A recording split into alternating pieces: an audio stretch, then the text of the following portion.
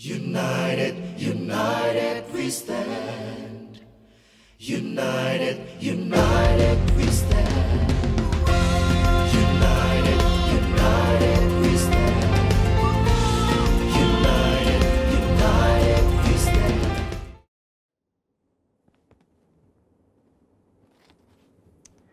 Shalom semuanya. Di dalam Voice of Pentecost hari ini kita akan membahas seorang tokoh yang luar biasa di dalam Alkitab. Dia adalah Musa. Terbukti 65 kali Alkitab mencatat bahwa Tuhan berbicara dan berfirman kepada Musa. Dan tidak ada nabi lain di dalam Alkitab yang sama seperti Musa.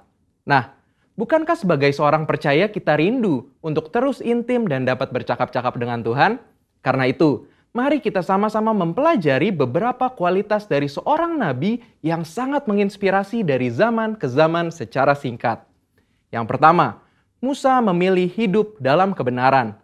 Dalam Ibrani 11 ayat 24-26 dijelaskan, karena iman, maka Musa setelah dewasa menolak disebut anak putri Firaun. Karena ia lebih suka menderita sengsara dengan umat Allah daripada untuk sementara menikmati kesenangan dari dosa. Ia menganggap penghinaan karena Kristus sebagai kekayaan yang lebih besar daripada semua harta Mesir. Sebab pandangannya ia arahkan kepada upah. Yang kedua, Musa rela diproses Tuhan. Setelah Musa melarikan diri dari tanah Mesir, ia hidup dengan sangat berbeda di tanah Midian sebagai pendatang. Selain itu, Musa juga mengalami perjumpaan pribadi dengan Tuhan dan mengenal Allah secara pribadi. Pengalaman-pengalaman ini adalah proses yang Musa jalankan untuk mempersiapkan dirinya menjadi pemimpin atas umat pilihan Tuhan. Musa meresponi perintah Tuhan untuk membawa dan mengajar bangsa Israel hidup dalam destiny yang sudah Tuhan tetapkan, yaitu menjadi bangsa yang sulung, yang akan beribadah kepada Tuhan dan yang akan melahirkan juru selamat.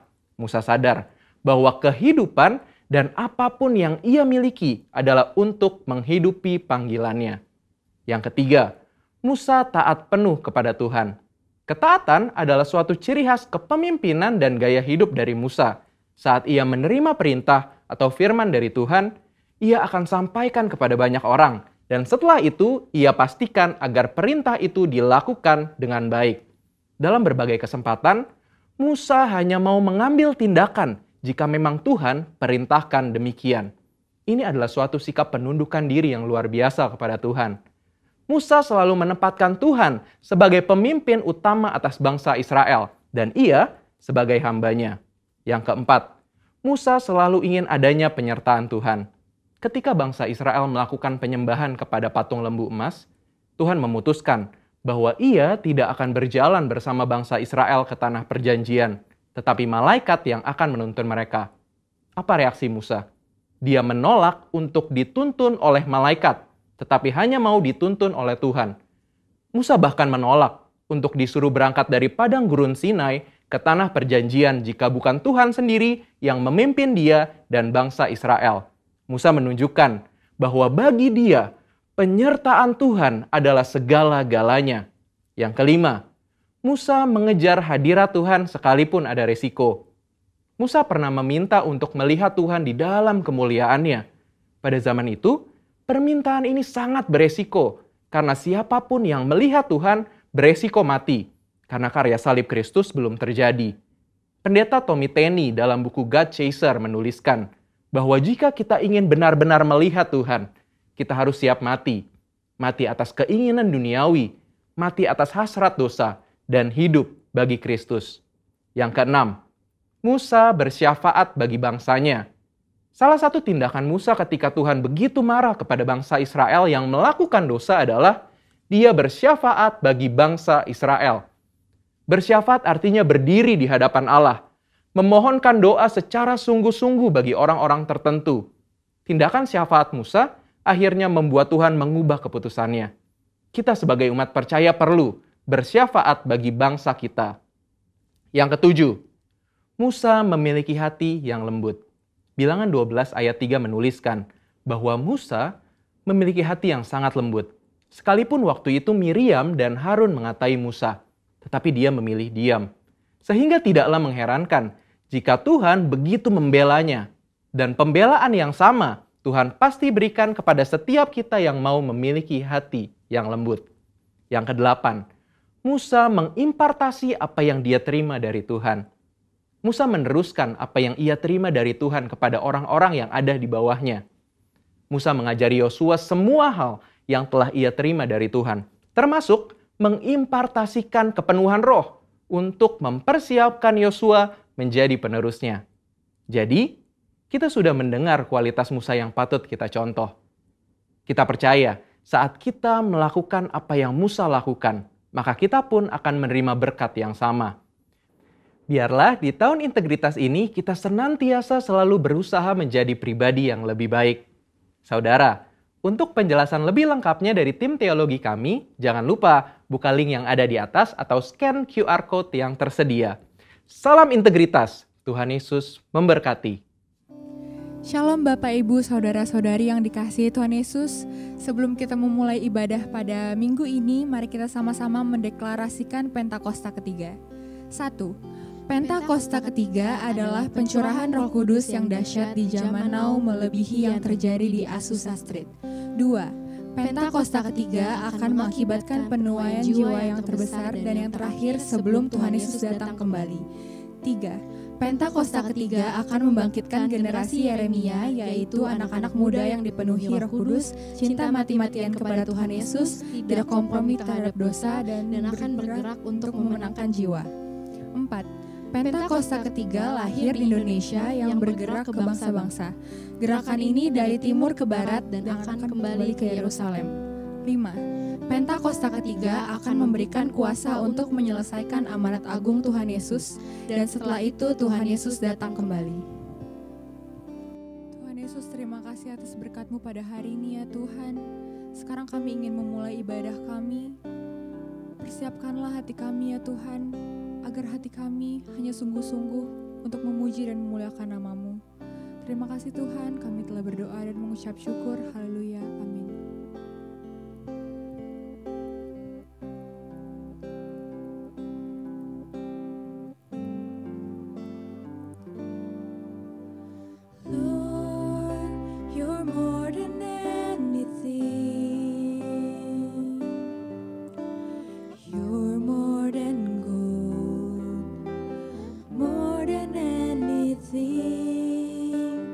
Lord, you're everything.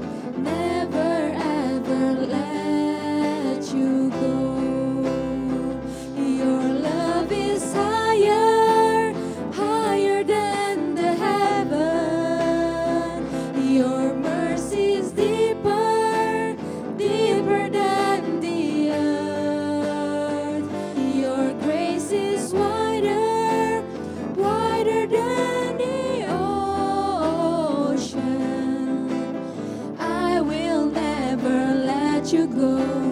Never ever let you go. Your love is higher, higher than the heaven. Your mercy is deeper, deeper than the earth. Your grace is wider, wider than the ocean. I will never let you go, never ever let you go. I will never let you go, never ever let you go. I will never let you go, never ever let you go. Mari sembah Dia.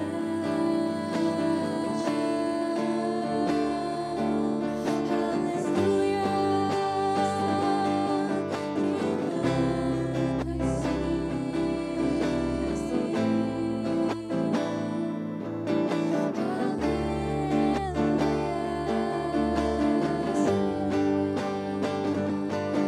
Terima kasih Tuhan, kami bersyukur. Haleluya, haleluya. Terima kasih. Shikara labera labera labera labera labera labera labera shikara labera labera labera labera labera labera labera labera labera labera labera labera shikara labera labera labera labera labera labera labera shikara labera labera labera labera labera labera labera labera labera labera labera labera labera labera labera shikara labera labera labera labera labera labera labera labera shikara labera labera labera labera labera. Haleluya. Terima kasih. Terima kasih. Haleluya.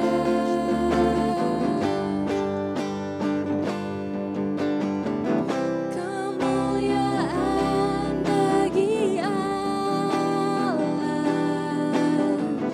di tempat yang maha tinggi. Kemuliaan bagi Yesus, Tuhan yang memerintah atas segalanya, Raja segala raja. Kemuliaan bagi Tuhan, kemuliaan bagi Tuhan di tempat yang maha tinggi. Kemuliaan bagi Yesus, Tuhan yang memerintah atas segalanya, Raja segala raja.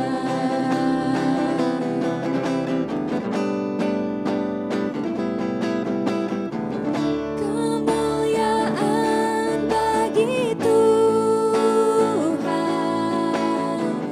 di tempat yang maha tinggi. Kemuliaan bagi Yesus, Tuhan yang memerintah atas segalanya, Raja segala raja. Mari lebih sungguh-sungguh lagi katakan. Kemuliaan bagi Tuhan di tempat yang maha tinggi. Kemuliaan bagi Yesus, Tuhan yang memerintah atas segalanya,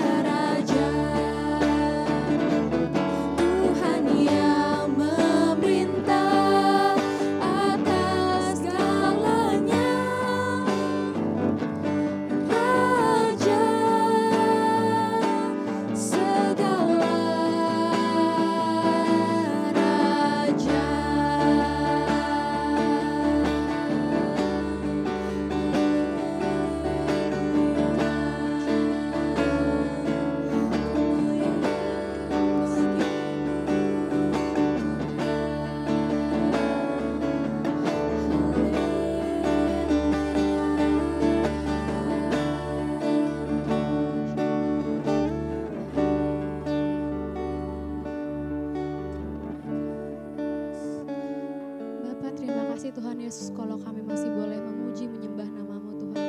Terima kasih Tuhan kami boleh meninggikan nama-Mu Bapa. Terima kasih Bapa untuk setiap pujian penyembahan ini Tuhan. Tuhan, biar kami selalu rindu akan hadirat-Mu Tuhan. Biar kami selalu mencari hadirat-Mu dimanapun kami berada Bapa. Bapa, sebentar kami akan siap masuk dalam firman Tuhan. Biar kiranya Engkau memberikan hati yang bisa menerima Tuhan Yesus dan bisa memahami apa yang disampaikan oleh firman nanti Tuhan. Terima kasih Bapa, dalam nama-Mu kami berdoa dan mengucap syukur. Haleluya, amin. Shalom, selamat pagi. Jemaat yang kasih Tuhan, hamba-hamba Kristus yang diberkati Tuhan Yesus berlimpah-limpah. Pagi hari ini kembali kita boleh mengadakan ibadah minggu walaupun dengan online service. Kita terus berdoa, pasti satu waktu kita akan berjumpa. Nanti saya kalau bisa saksikan, kalau Tuhan berkenan, kalau saudara juga udah siap, kita mungkin bikin kebaktian Padang.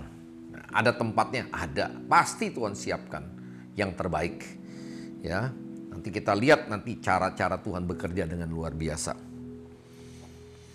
Nah, pagi hari ini sebelum masuk kepada kebenaran firman Tuhan, kita akan menundukkan kepala, kita akan berdoa terlebih dahulu. Mohon urapan Roh Kudus. Mari kita satukan hati. Bapa yang baik, Tuhan yang kami sembah dalam nama Tuhan Yesus Kristus. Tuhan yang ajaib, Tuhan yang mulia, Tuhan yang dahsyat, Tuhan yang perkasa. Tuhan yang telah menciptakan segala sesuatu dan telah menebus karya ciptaan-Mu yang telah jatuh ke dalam dosa oleh kuasa darah-Mu Tuhan Yesus. Kasih karunia-Mu yang telah menebus kami semua.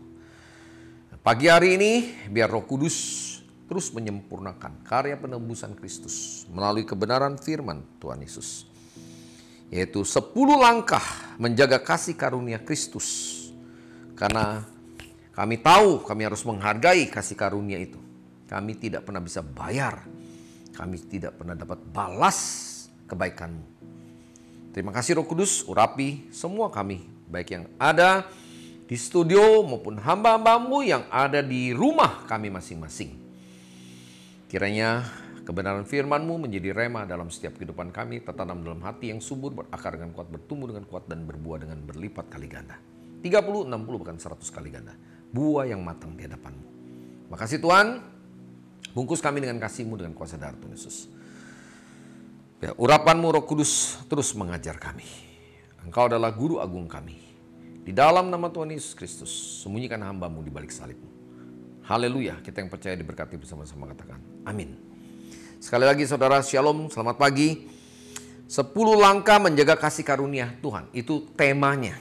Hashtagnya atau subtemanya, ngeri benar jatuh ke tangan Tuhan yang hidup. Waduh, kenapa? Ya, saudara jangan anggap main-main. Tuhan kita adalah Tuhan yang hidup, bukan Tuhan tanda kutip yang mati. Dia telah mati, ya, tapi dia bangkit kembali pada hari yang ketiga. Dia memberikan pengorbanan hidupnya, seluruhnya, darahnya, semua tubuhnya buat saudara dan saya. Itu adalah kasih karunia yang terbesar dalam hidup saudara dan saya. Keselamatan itu. Nah, sekarang bagaimana kita menjaga kasih karunia Tuhan Yesus yang terbesar itu dalam hidup kita? Ada 10 step kalau kita baca dari Ibrani 10 ayat 19 dan seterusnya ke bawah. Yang pertama, menghargai dan menghormati pengorbanan Kristus di kayu salib. Ya, menghargai dan menghormati. Jadi menghargai, ya hormati. Jadi menghormati pengorbanan Kristus di kayu salib. Ayat 19, 20 dan 21. 3 ayat di sini. Jadi saudara-saudara, ya Ibrani 10 ayat 19.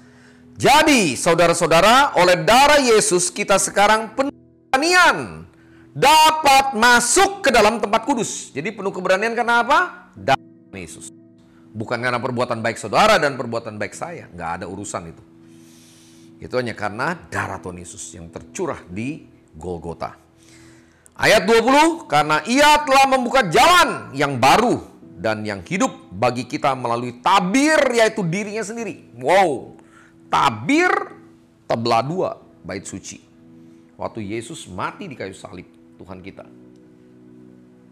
badannya terpecah-pecah, tercabik-cabik habis, dirobek-robek. Makanya tabirnya robek tebelah 2. Dan ayat 21, kita mempunyai seorang imam besar sebagai kepala rumah Tuhan. Jadi imam besarnya bukan manusia lagi.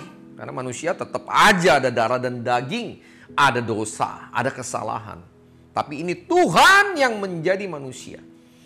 Tuhan yang memberikan hidupnya bagi saudara dan saya. Itu adalah pengorbanan yang terbesar. Jadi kalau ada orang, mau pakai kekuatan sendiri, saya mau masuk sorga. Lewatin tuh titian rambut di belah 7. Sirotol mustaqim. 10 perintah Tuhan yang Tuhan berikan kepada Musa di Gunung Sinai. Gak pernah akan ada satu manusia pun yang bisa. Dusta, bohong aja udah dosa.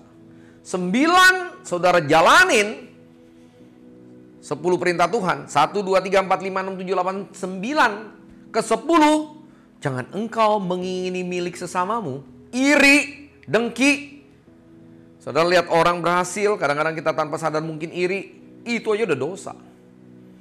Yang ke-9, engkau jangan bersaksi dusta. Siapa di muka bumi ini? Mau pendeta, mau kiai, mau siapapun pasti pernah berdusta.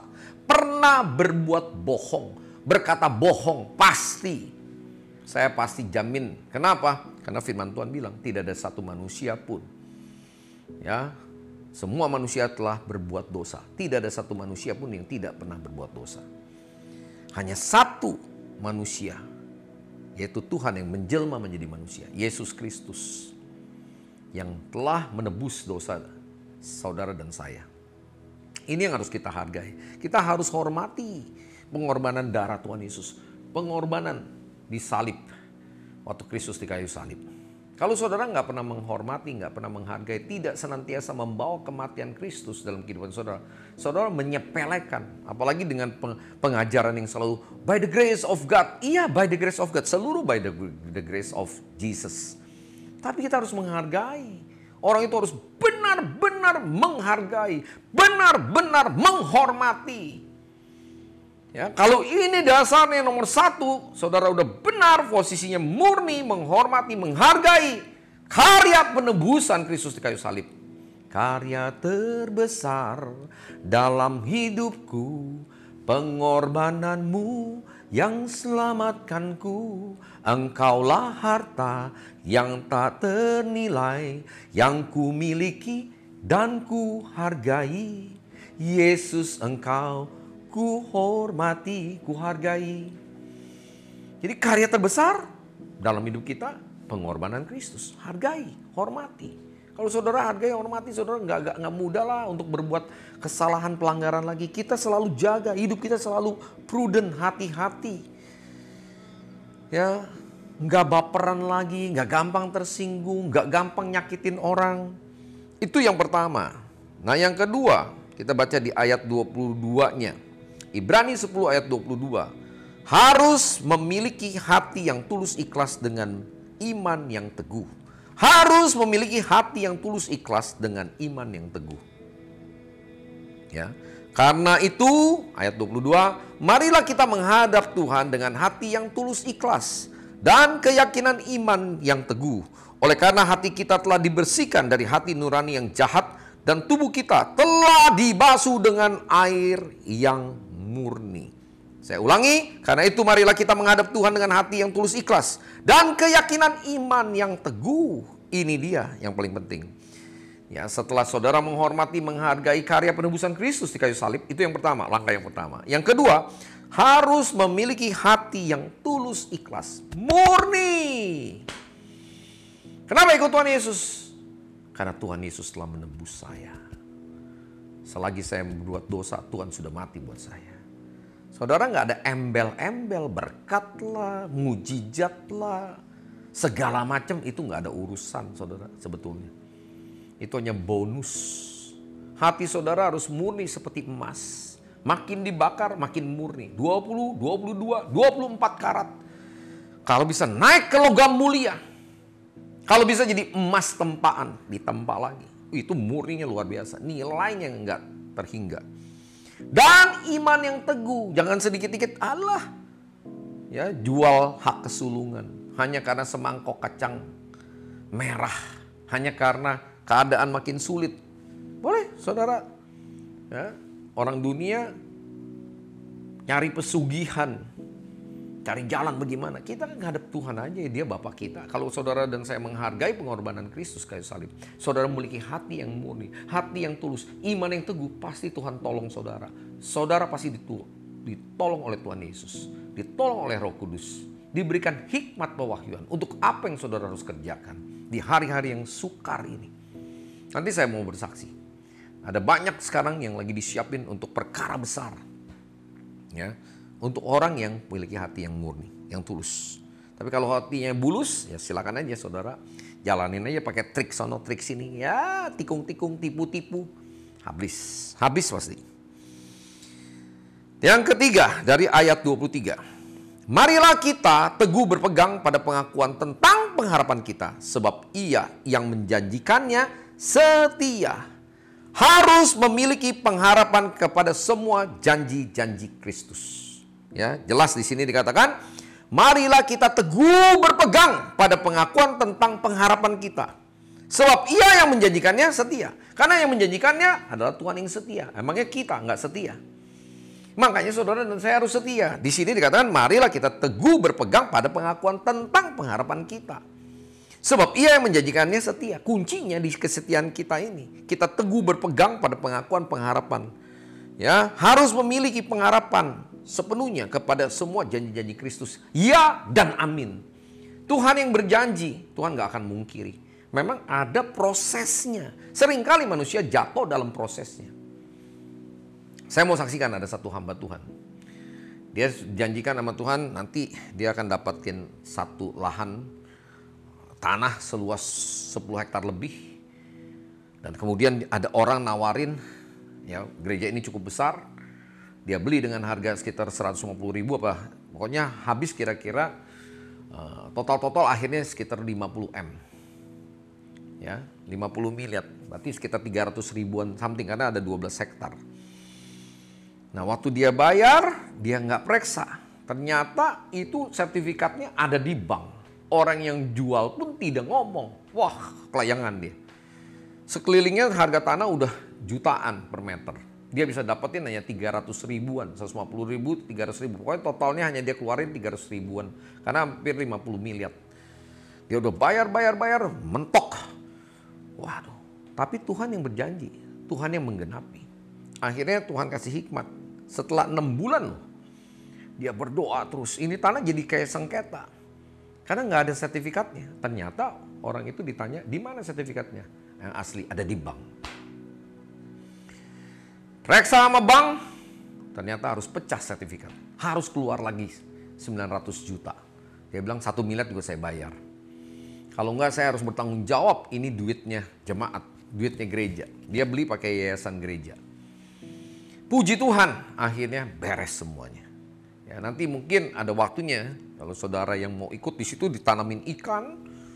Ya, ada 200 kolam lebih sedang dibangun. Sekarang ini udah ada sekitar berapa puluh kolam. Ya, kolamnya besar, 3 meter kali 7 meter, 3 kali 7 atau 3 kali 8 meter. Luas satu kolam itu. Tanamin ikan nila. Kemudian baru saja saya kemarin pergi ke tempat beliau. Di situ ada greenhouse, ratusan meter, ribuan meter. Dan itu berkali-kali dia jatuh bangun untuk mencoba untuk tanam hidroponik. Tapi dia tidak pernah menyerah. Ya, jemaat sempat mungkin ada beberapa yang mulai mencemooh.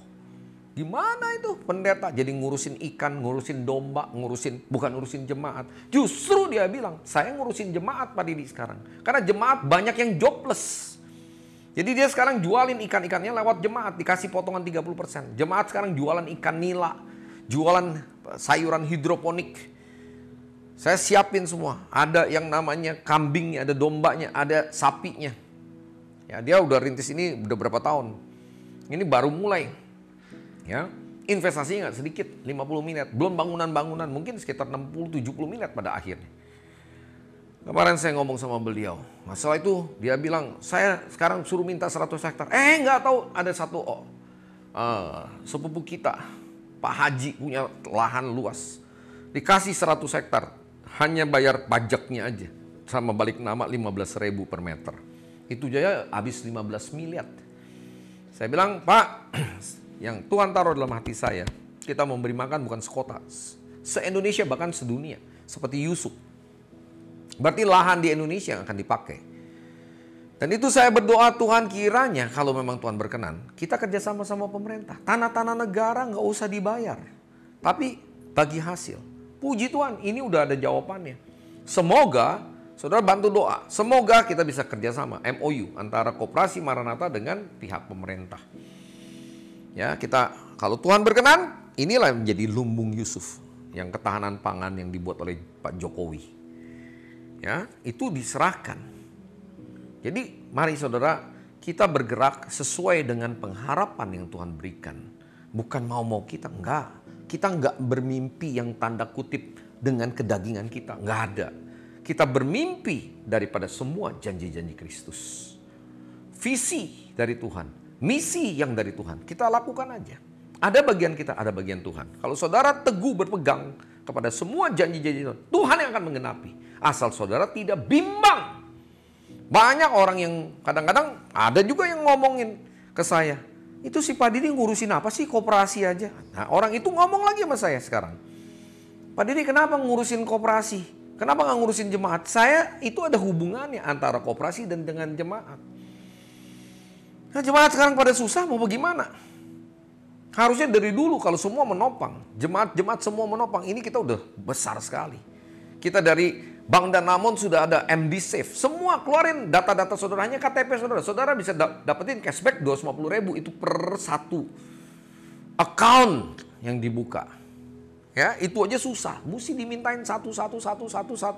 Kita hanya baru belum buka seratusan lah. Ya, kita sekarang buka semuanya sudah. Yang mau Kristen, yang mau Islam silakan. Gabung lah sudah. Karena orang Kristen ini kadang-kadang maunya semua serba tanda kutip instan. Makanlah tuh mie instan. Mie instan aja by proses itu bikinnya. Janji Tuhan, ya dan amin. Bagi yang teguh berpegang pada pengharapannya. Nah, karena dia yang berjanji, dia setia. Kita setia nggak? Teguh nggak? Tekun nggak? Kalau enggak, kerjanya hanya mencemooh, nyinyir aja di belakang. Apa sih tuh? Gembalanya, Pak Wira bilang, ini karena mindset pendeta-pendeta yang selalu diikat. Sudah hanya bicara tentang firman, tidak bisa mengaplikasikan firman itu. Nah, kadang-kadang pengerja-pengerja juga sama. Jadi kayak ahli-ahli Taurat. Kerjanya hanya, nah ini kerjanya ngomongin perpuluhan. Kemarin bilang, itu perpuluhan nggak ada Pak Didi. Ada di perjanjian baru. Itu orang katanya lulusan teologi ya. Dia nggak ngerti, padahal ada. Kesian sekali. Kerjanya nyinyir aja. Itu pendeta nggak benar. Nyari kekayaan. Beli mobil. Itu pribadi-pribadi mereka lah. Kalau mereka salah itu urusan mereka sama Tuhan. Ya, tapi ada pendeta yang benar. Ada pendeta yang nggak benar. Ada pengusaha yang benar. Ada pengusaha yang nggak benar. Ada politikus yang benar. Ada politikus yang nggak benar. Kita tidak bisa menyamaratakan. Hanya karena 1-2 orang atau hanya separuh-separuh lah. Ya. Terus kita merasa diri kita yang paling benar. Nih perbuatan saya yang benar. Saya udah nyumbang nih Pak Didi ke sono ke sini. Saya nih lulusan teologi. Itu sombong rohani. Hati-hati dengan kesombongan rohani. Saudara, ini penting sekali.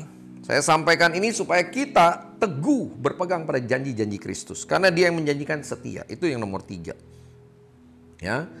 Yang nomor 1 apa? Menghargai, menghormati pengorbanan Kristus di kayu salib. Yang nomor 2, harus memiliki hati yang tulus, ikhlas, dan iman yang teguh. Kemudian pegang pada pengharapan akan janji-janji Kristus. Dan yang keempat, ayat 24, Ibrani 10 ayat 24. Dan marilah kita saling memperhatikan, supaya kita saling mendorong dalam kasih dan dalam pekerjaan baik. Marilah kita saling memperhatikan supaya kita saling mendorong dalam kasih dan dalam pekerjaan yang baik. Saling memperhatikan. Yang keempat, saling memperhatikan dan mendorong dalam kasih Kristus untuk melakukan pekerjaan yang baik. Bukan nyinyir, bukan ngomongin orang di belakang, ya, negatif terus, kritik terus. Kerja dong, dorong dong orang, ya, saling memperhatikan, saling mendorong dalam kasih untuk melakukan pekerjaan yang baik. Kalau saudara udah bisa melakukan pekerjaan yang baik, saudara nggak boleh meremehkan orang lain. Kamu tuh nggak boleh begitu. Ya, itu sombong rohaninya. Itu yang keempat. Yang kelima, janganlah kita menjauhkan diri dari pertemuan-pertemuan ibadah kita. Seperti yang dibiasakan oleh beberapa orang. Tetapi marilah kita saling menasehati dan semakin giat melakukannya menjelang hari Tuhan yang makin mendekat. Janganlah kita menjauhkan diri dari pertemuan ibadah kita. Kita harus semakin giat menjelang hari Tuhan. Lah keadaannya COVID-19, saudara masih bisa ngikut online. Di online saya bisa lihat saudara. Lah kok ini online gimana ya? Misalnya, pertama-tama wih luar biasa, banyak. Mungkin pada males akhirnya. Kemarin saya ajak, ayo jemaat-jemaat. Karena ada beberapa yang minta setelah itu Zoom meeting. Kenyataannya nggak pada muncul juga. Jadi udah pada loyo. Lalu maunya apa? Saya juga nggak ngerti. Saudara hanya meratapi nasib, meratapi keadaan. Itu bukan Kristiani itu. Itu bukan orang Kristen yang sungguh-sungguh. Ya, putar nanti 40 tahun. Nggak pernah maju kalau kayak begitu. Cuman ngomong, cuman nyinyir, malas. Nggak ada actionnya. Ya, nggak bisa saudara. Yuk, nanti sebentar kalau memang Tuhan izinkan, kalau tadi. Saya kemarin bilang, kalau Tuhan izinkan nanti ada tempat yang luas. Mungkin itu nanti kita sama-sama pergi. Nggak jauh kok, tempatnya di Cisauk. Waduh, berapa jam? 1 jam lah dari sini. Itu luas sekali, saudara bisa lihat di situ habis ibadah kita.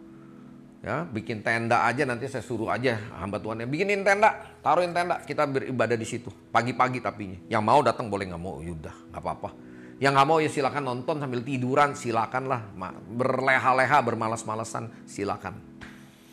Tapi kami akan melakukan apa yang Tuhan perintahkan. Besok kita akan doa sama-sama, kita buang undi. Kalau Tuhan bilang, kamu jalan, saya jalan saudara. Yang mau ikut, jalan. Yang nggak mau ikut, nggak apa-apa. Kerjanya mau tidur terus, tidur aja terus.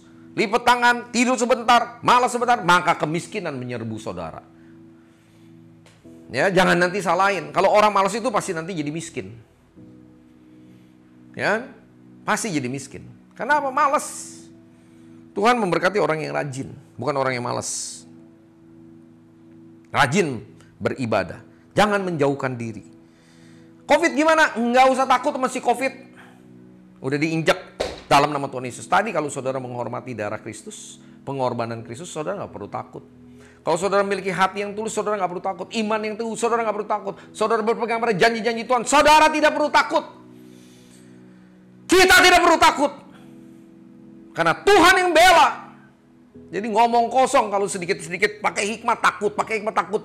Jaga aja, berdoa dan menjaga-jaga. Nanti saudara pakai minyak kayu putih, kecerotin, pakai tutup masker. Kita buat di situ 10.000 orang juga bisa itu, saudara. Ya di tempat nggak usah dibikin lagi lah hol-holan segala lah. Sudah nggak zamannya pakai hol-holan. Pakai tenda. Nanti saya akan bicara sama hamba Tuhan itu. Pakai tenda aja yang luas. 12 hektar saudara mau ibadah di situ. Ada kambing, ada domba. Setelah itu saudara mau lihat ada peternakan ikan koi segala macam. Ya, ini akan dijadiin tempat wisata. Nah, yang keenam, sebab jika kita sengaja berbuat dosa sesudah memperoleh pengetahuan tentang kebenaran, maka tidak ada lagi korban untuk menghapus dosa. Ya, tetapi yang ada ialah kematian yang mengerikan akan penghakiman dan api yang dahsyat yang akan menghanguskan semua orang. Durhaka.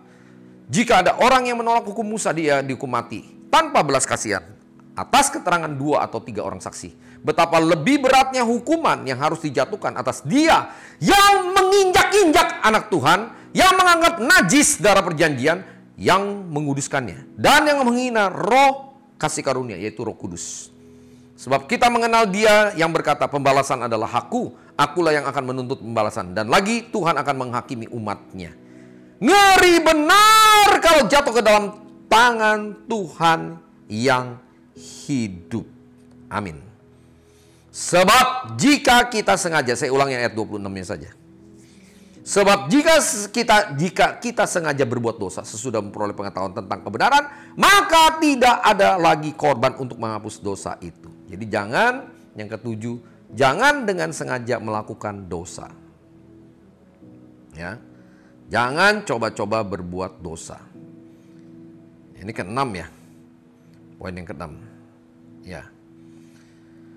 Jangan sengaja berbuat dosa. Ini ke-7. Tadi kan jangan menjauhkan diri pada pertemuan ibadah kita. Kita harus makin giat. Nah ini yang ke-7. Jangan dengan sengaja berbuat dosa. Sengaja tuh berarti apa? Udah tahu nih dosa nih, langgar lagi. Udah tahu nih dosa. Itu namanya sengaja. Kalau nggak sengaja ya bisa aja.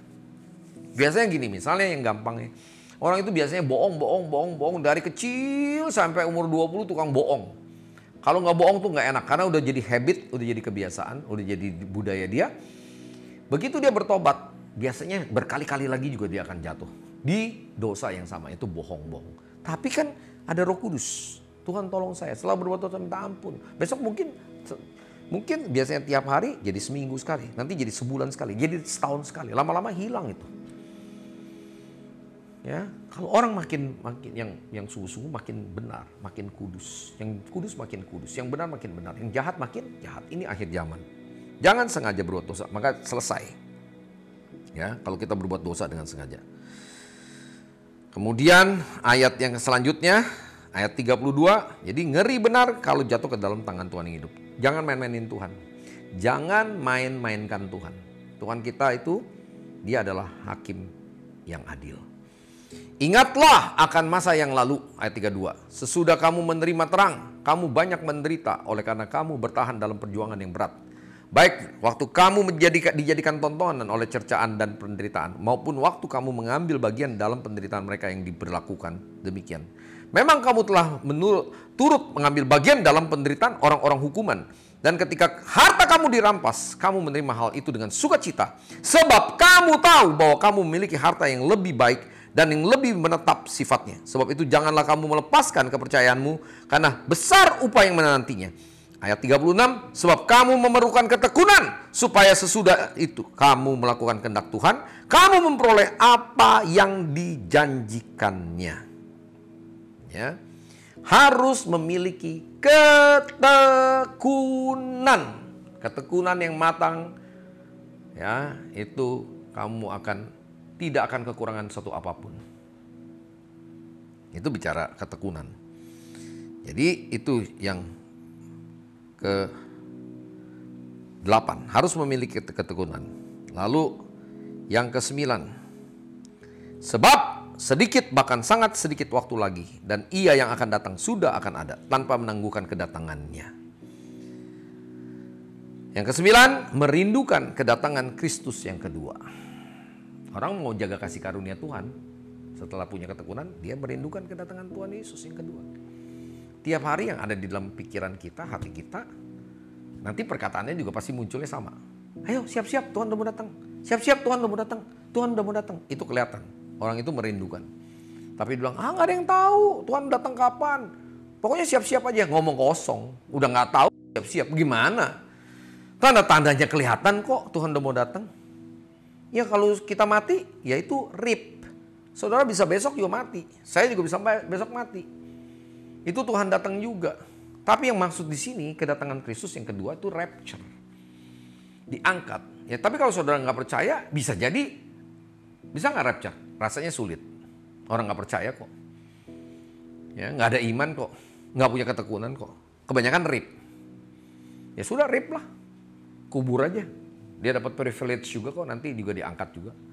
Karena dia tekun menantikan kematian, bukan kedatangan Kristus yang kedua. Kematian dia. Yesus datang dalam kematian dia. Dijemputnya begitu. Ayat 38 sampai dengan 39, poin yang ke-10. Tetapi orangku yang benar akan hidup oleh iman, dan apabila ia mengundurkan diri, maka aku tidak berkenan kepadanya. Tetapi kita bukanlah orang-orang yang mengundurkan diri dan binasa, tetapi orang-orang yang percaya dan beroleh hidup. Jangan pernah mengundurkan diri. Yang ke-10 itu penting sekali. Cobalah saudara mundur deh. Tes aja lah. Begitu saudara berbalik, ini kan terang nih di depan. Ya, saudara jalan, bayangannya gelap ada di belakang. Kegelapan ada di belakang, nggak bisa nyentuh saudara.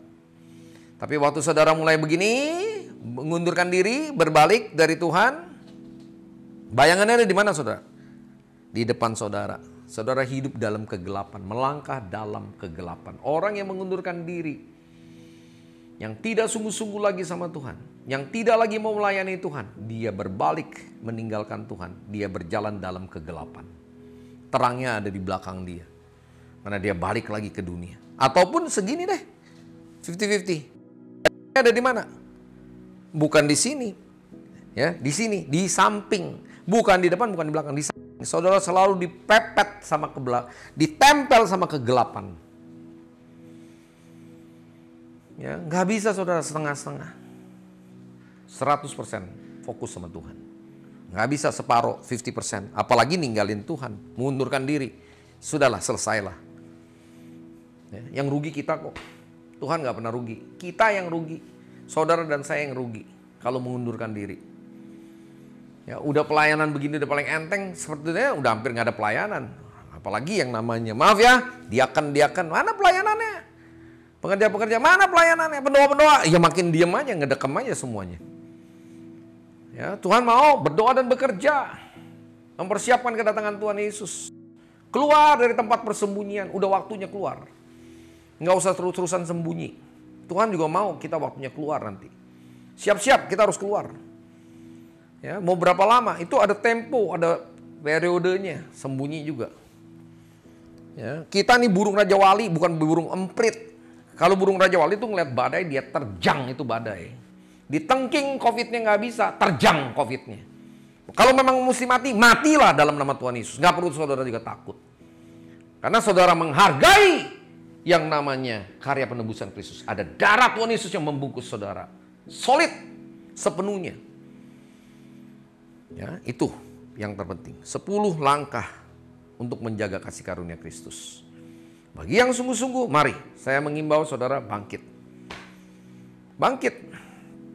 Ya, saya udah rasakan ada satu konfirmasi, kita akan sebentar lagi ibadah di tempat yang terbuka.